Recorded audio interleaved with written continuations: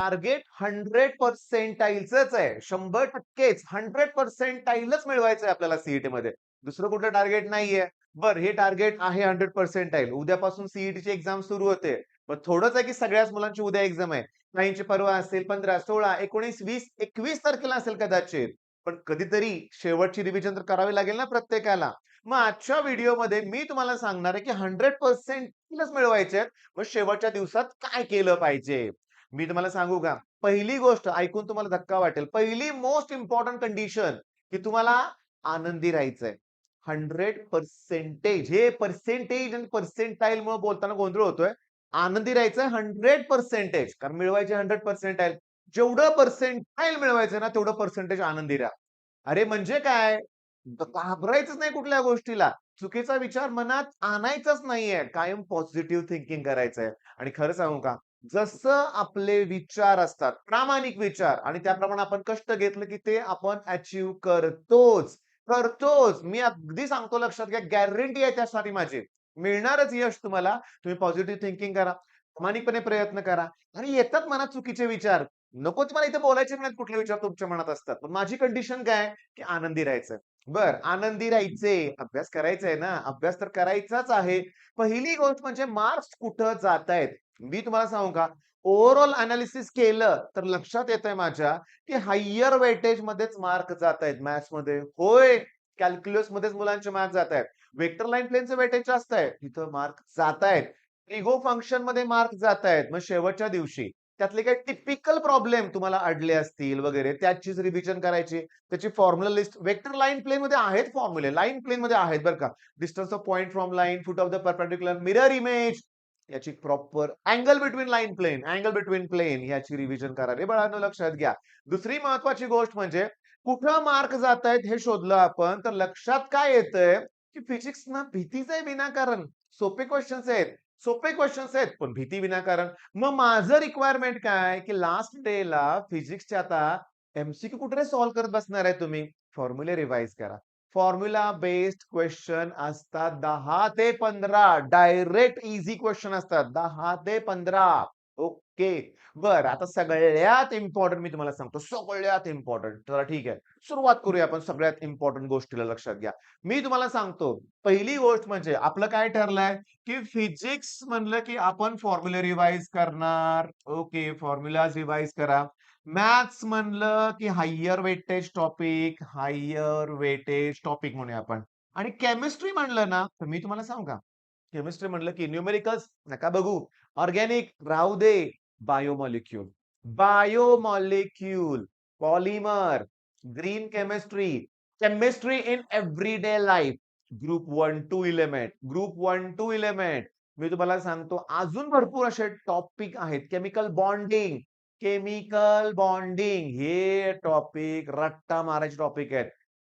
Transition, inner transition, coordination compound म्हणजे हे topic perfect करा केमिस्ट्रीमध्ये. हे टॉपिक डी परफेक्ट करायचं लक्षात घ्या. बरं थांबा ना. शेवटच्या दिवशी तुम्हाला काय पाहिजे असतं? तुम्हाला काय पाहिजे असतं? सांगू का तुम्हाला? चला, चला, चला. कदाचित तुम्हाला कळालं पण नसेल मला काय सांगायचं. स्पेलिंगला मारा गोळी कुठे इंग्लिश शब्द आहे हा. काय सांगा? टुक्का स्ट्रॅटेजी म्हणूया आपण. होय, टुक्का स्ट्रॅटेजी. गेस करायचंय सर आम्हाला. गेस करायचंय. तर सांगू का रे बाळांनो? सांगतो लक्षात घ्या. मी क्लिअरली सांगतो. कुठला पण एक ऑप्शन टाका. त्याची प्रोबॅबिलिटी 25% येणार. बरोबर आहे की नाही सांगा बघू? 4 पैकी 1 बरोबर येण्याची प्रोबॅबिलिटी 25% ना रे बाळांनो. बरोबर आहे.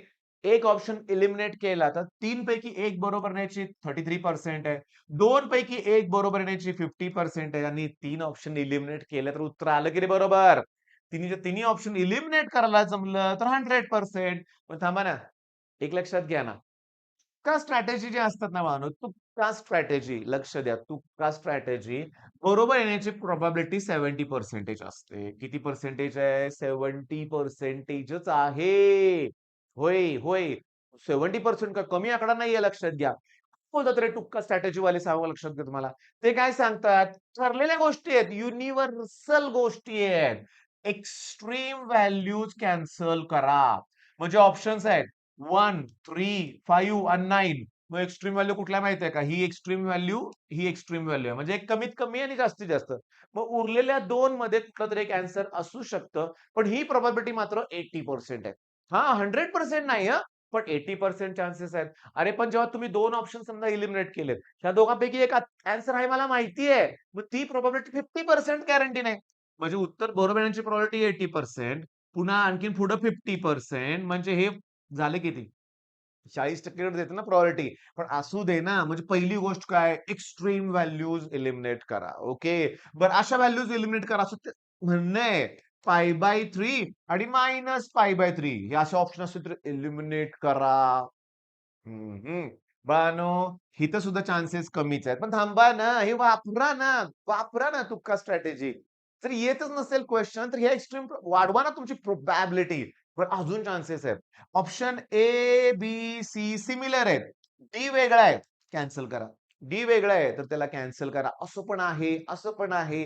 पण थांबा ना, ते none of these, all of these या पण ऑप्शन्स नसतात बऱ्याचपैकी. हे बी तितकंच खरं आहे, हे बी तितकंच खरं आहे. म्हणजे आता मी तुम्हाला सांगतो, याच्यावर नाही रिसर्च करायचा आपल्याला बरं का. नाही, शेवटच्या दिवशी याच्यावर रिसर्च करायचा नाहीये. ओके.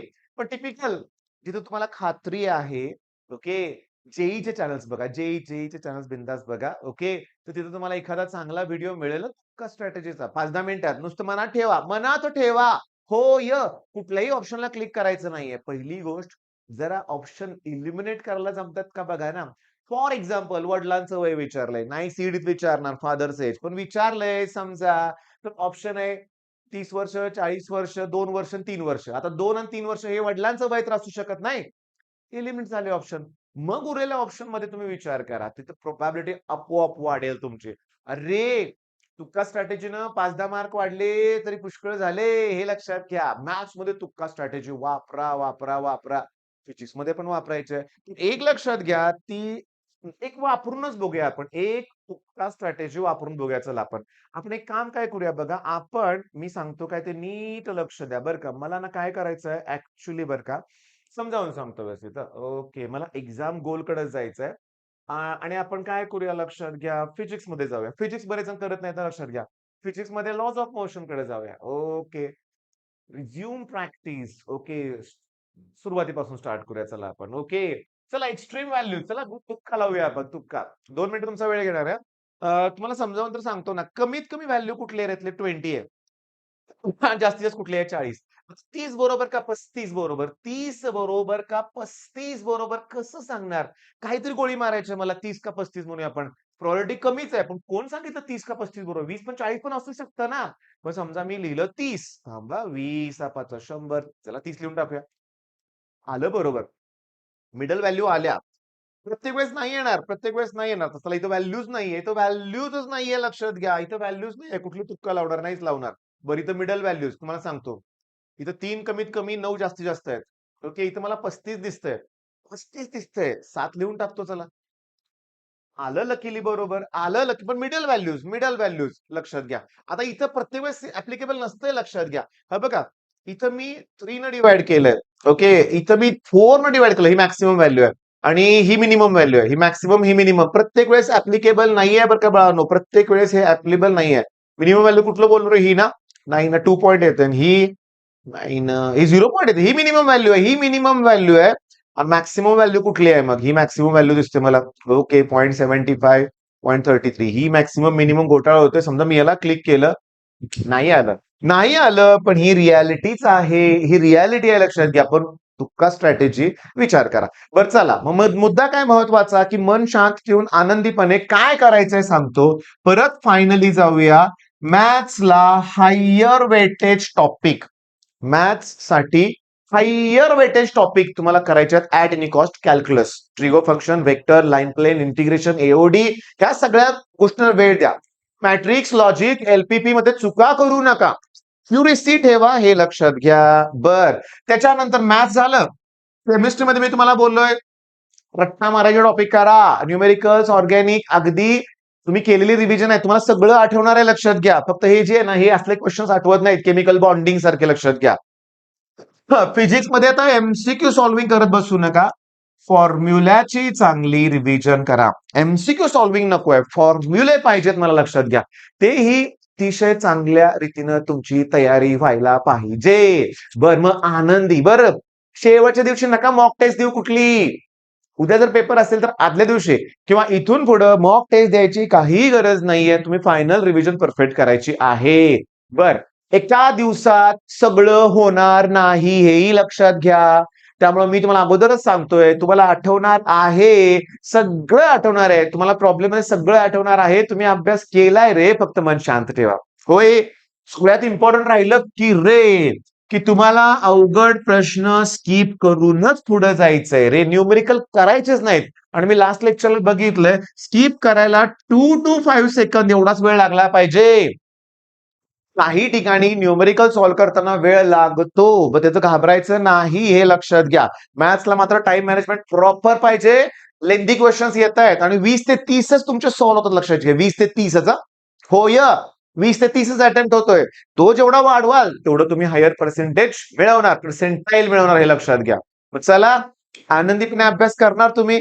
फायनलला आता कुठेही लाईव्ह कधी अडकाय नका. लक्षात घ्या तुमची तयारी नसेल तर ते लाईव्ह सेशन बघा. पण एक एक क्षण आता महत्वाचा आहे. एक एक क्षण महत्वाचा आहे. तुम्ही करायचंय ते लक्षात घ्या आणि मला माहिती आहे तुम्ही ते करालच. All the best.